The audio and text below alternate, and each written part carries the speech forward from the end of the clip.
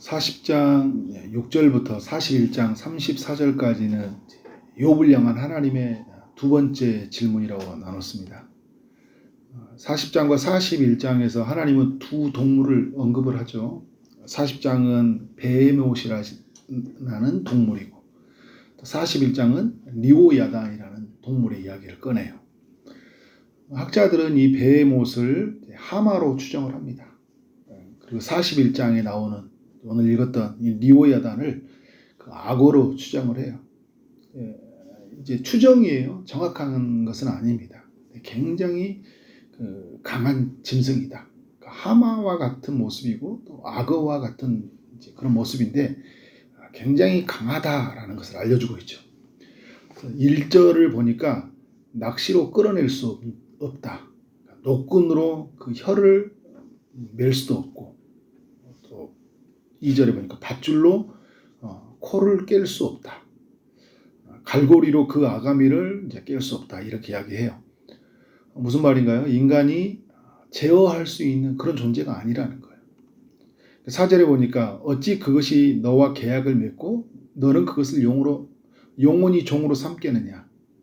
무슨 말이냐면 그러니까 인간이 이제 그 종으로 삼을 수 있는 가축처럼 집에서 키우고 인간을 따르게 하고 그런 존재가 아니라는 거예요. 5절에 새처럼 길들일 수 없다. 놀이개로 만들 수 없고요.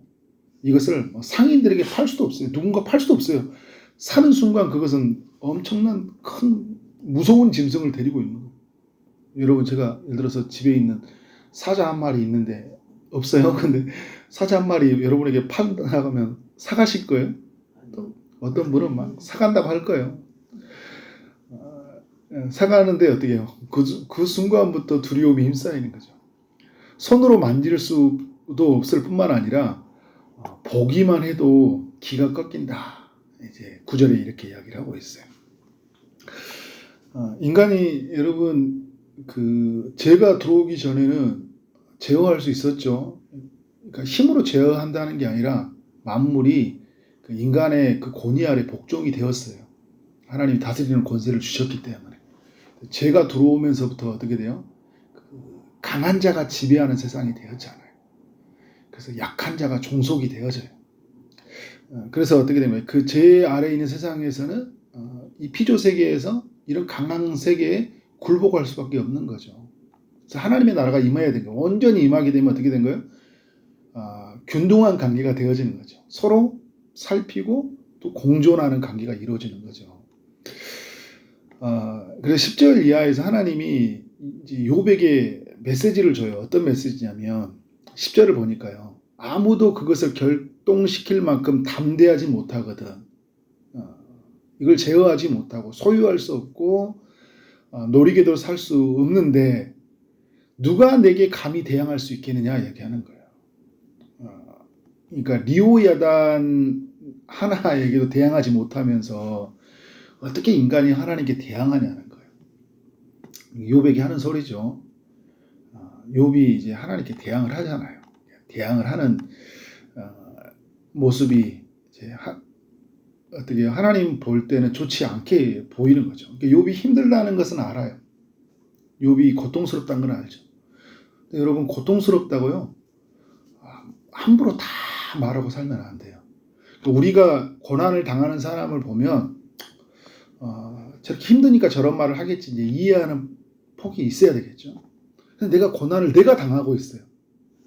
그러면 어떻게 돼요? 상대방이 나를 이해하기 때문에 내가 막 하고 싶은 말 마음껏 하면 안 되잖아요. 최대한 하나님을 경외하는 마음으로 그 준엄하신 하나님 앞에서 내가 서야 되겠죠. 마음대로 행동하고 교회 가고 싶으면 교회 가고 예배 드리고 싶으면 예배 드리고 말하고 싶은 대로 말하고 이런 게 아니에요. 그죠? 그럴수록 하나님 앞에 엎드리고 왜 하나님 내게 고난을 주셨습니까? 라는 그 겸손함을 하나님 질문을 가지고 그렇지만 겸손하게 우리 하나님을 대해야 되겠죠. 하나님을 믿는 사람들이니까. 욥은 이제 그런 모습들이 없었잖아요. 이렇게 보면 그냥 왜 나는 의로운데 하나님이 나를 치시냐? 하나님 불의한 게 아니냐? 하나님은 사자같이 잔인하다. 폭군과 같이 나를 치신다. 왜 나에게 이렇게 하시냐. 하나님 침묵하셨지만 하나님 들려오는 대답은 그렇게 말하면 안 되는 거예요. 그죠? 대항하는 거잖아요. 대항하는 거. 그런 면에서 이제 욥에게 이야기를 하고 있죠. 리오야단이요. 엄청 강한 짐승이잖아요. 베헤못도. 근데 어떻게 해요? 악어가요. 그리고 하마도 하나님께 대항하지는 않는다는 거예요. 하물며 인간인 네가 약하디 약한 네가 그 혀에다가 끈으로도 묶을 수도 없고 하는 네가 나한테 이렇게 대항하냐는 거죠. 여러분, 우리가 살아가면서 하나님 무서운지 알고 살아야 돼요. 이 시대의 사람들이요, 하나님을 무서워하는 마음을 잃어버렸어요. 하나님을 의식하지 못해요. 예수 믿는 사람들의 삶이 막 엉망이에요. 엉망. 마음대로 살아가요. 죽어서 가는 천국으로만 살잖아요. 이 땅에서 하나님의 살아계신 보이지 않지만 온 세상을 주관하신 하나님, 우리 안에서 거하신 주님이잖아요. 지금 이 복음의 시대를 살고 있는데. 근데 우리가 그 주님을 두려워하지 않아요. 주님을 경외하는 마음이 없는 것. 겸손하게 하나님을 높이는 마음들이 많이 사라져 있어요. 코로나가 오고 물가와 금리가 올라가고 삶이 어려워지니까 어떻게 돼요? 하나님 앞에 더 겸손하게 서야 되는데 믿음 없는 말 막 해버리고 나 안 될 것 같아. 나 이러다 망할 것 같아. 하나님 살아있다면 이렇게 하면 안 되지 막 하면서 있잖아요. 이렇게 안에서 여러 가지 질문이 들리고 할 때마다 하나님 제 안에서 이런 하나님을 인정치 못하는 저의 연약한 마음을 긍휼히 여기소서. 하나님의 뜻이 무엇입니까? 라고 이렇게 서야 되는데 하고 싶은 말 다 하고 살아버리면 안 된다는 거죠. 여러분에게 뭘 한 게 아니에요. 저부터 반성을 많이 해야 되거든요. 11절의 말씀을 보니까 이런 이야기를 합니다. 누가 먼저 내게 주고 나로 하여금 갚게 하느냐. 온 천하에 있는 것이 다 내 것이니라. 다 누구 것이라고요? 하나님의 것이에요. 하나님의 것. 리오야단도 하나님의 것이고요. 욥도 하나님의 것이고 욥의 친구도 하나님의 것이고 또 욥이 가지어 있던 모든 것 다 하나님의 것이에요. 욥이 처음에 이 고백을 하죠. 주신 이도 여호와시오, 취하신 이도 여호와시오. 그런 신앙의 고백을 했는데 나중에 이제 갔을 때는 어떻게 내 것과 내 것이 이제 드러나는 거잖아요. 생각하면서 다 우리가 여러분 살아가면서 항상 할 때 만물이 다 주의 것이다. 모든 것은 다 주의 것이다. 겸손하게 하나님 앞에. 그러니까 처음에 가졌던 욥이 그 마음이 있잖아요. 끝까지 잃지 않아야 돼. 우리가 어려운 일이 생기면 이제 우리가 믿는 하나님에 대한 고백이 분명히 서요. 그런데 점점 희미해지잖아요. 점점 믿음 없는 사람들처럼 생각할 수 있거든요. 소유욕이 강해질 수 있어요. 내 거다. 그러니까 오늘 여러분 이 41장에서 말하는 거잖아요. 4절에서 그것이 너와 계약을 맺고 너는 그를 영원히 종으로 삼겠느냐. 그걸 소유 삼을 수 있냐는 거예요. 리보야다 마저도 자기 것으로 삼을 수 없잖아요. 그죠? 근데 막 내 것 삼아서 산다는 거예요. 내 것 삼아서.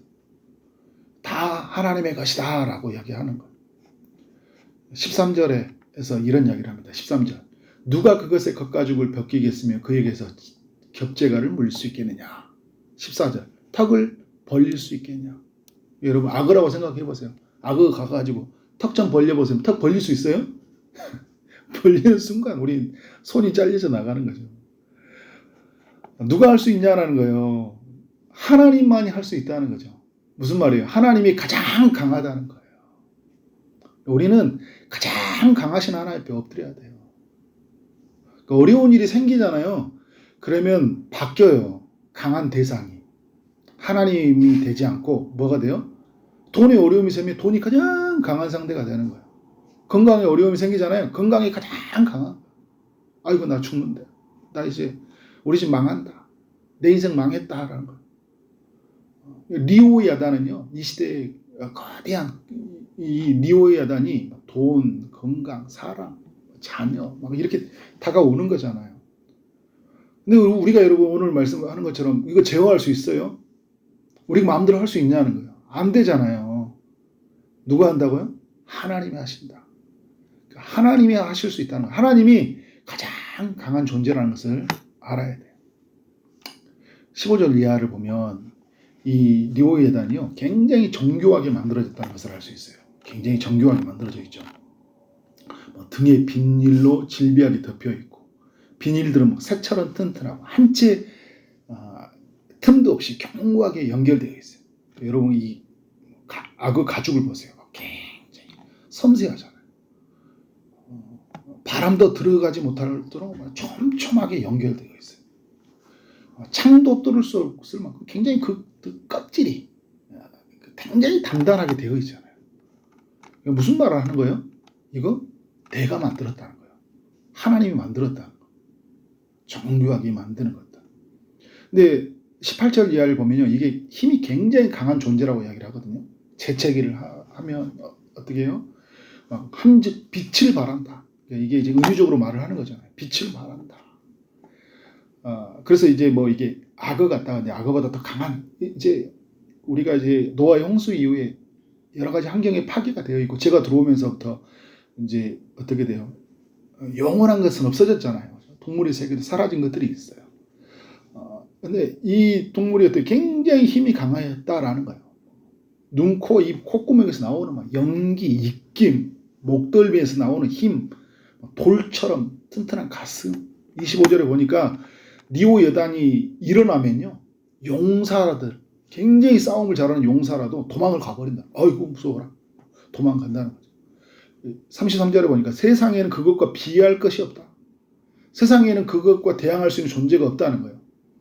근데 그는 뭐냐면 두려움이 없는 존재로 지어졌다는 거예요. 두려움이 없는. 베헤못도 마찬가지죠. 두려움이 없어요. 그런데 여러분이 이 두려움이 없는 존재가 하나님 앞에 굴복하고 살아가잖아요. 하나님의 질서예요. 그러니까 요백의 이야기 하는 거죠. 이렇게 내가 정교하게 만들고 이렇게 힘이 있는 힘 있는 존재로 만들어. 이런 존재임에도 불구하고 하나님을 드러내잖아요. 그 정교함 속에서 뭘 드러내요? 하나님의 창조의 솜씨를 드러내는 거잖아요. 그 힘이 강한 그 짐승이 하나님 앞에 굴복하는 모습을 보여주잖아요. 근데 여러분 인간이 얼마나 정교해, 얼마나 똑똑합니까? 하나님의 가지고 있는 그 성품을 가지고 태어난 존재 아니에요. 하나님의 인격, 그죠? 지정의를 가지고 얼마나 인간이 똑똑합니까? 그런데 인간이 어떻게 돼요? 하나님을 인정하지 않는 거예요. 하나님을 바라보지 않는 거예요. 그런 면에서 어떻게 돼요? 욥은 하나님 앞에 나아가야 된다. 자기가 알고 있다는 것들 세계를 내려놓고 어떻게 돼요? 하나님의 알므로 채워야 된다. 내가 할 수 있다는 것을 내려놓고 하나님의 능력으로 채워져야 된다. 모든 것은 다 하나님의 것이고 모든 것은 다 하나님이 지었다. 그래서 내가 그 하나님 앞에서 어떻게 된가? 철저하게 내 자신을 굴복하고 하나님 앞에 믿음으로 서야 돼요. 그때 여러분 어떻게 될까요? 하나님 안에서 새로워지는 삶을 경험하게 되는 거죠. 그래서 오늘 여러분 41장의 이 이야기가 오늘 우리 이야기가 돼야 되겠죠. 오늘 우리의 삶 안에서 하나님을 대항하려고 했던 모습들이 무엇인지를 살펴보고 또 하나님 앞에 인정치 못하는 우리의 그 교만들이잖아요.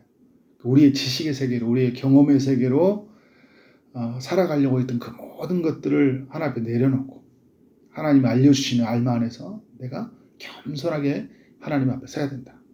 하나님이 주신 힘으로 내가 살겠습니다. 이해되지 못하는 수많은 고난의 이야기 앞에서 어떻게 된가요? 내가 하나님의 경외함을 잃지 않고 끝까지 우리는 어떻게 됩니까? 하나님을 경외하고 하나님을 높이며 살아가야 된다. 그렇게 살아가는 우리의 삶 되어지기를 주님의 이름으로 축원합니다. 기도하도록 하겠습니다. 하나님 아버지, 욥기 41장을 통해서 우리 모두에게 교훈해 주셔서 감사합니다. 하나님이 이 세상을 만드시고 또 우리를 만들었음을 믿습니다. 이 세상에 만들어져 있던 강하다고 생각하는 그 모든 것이 하나님의 그 존재를 드러내고 또 하나님의 뜻에 순복함으로 말미암아 그 하나님의 힘이 얼마나 강하다는 것을 드러내는데 우리가 하나님의 형상으로 태어난 우리의 삶이 그보다 못할 때가 많이 있음을 고백합니다.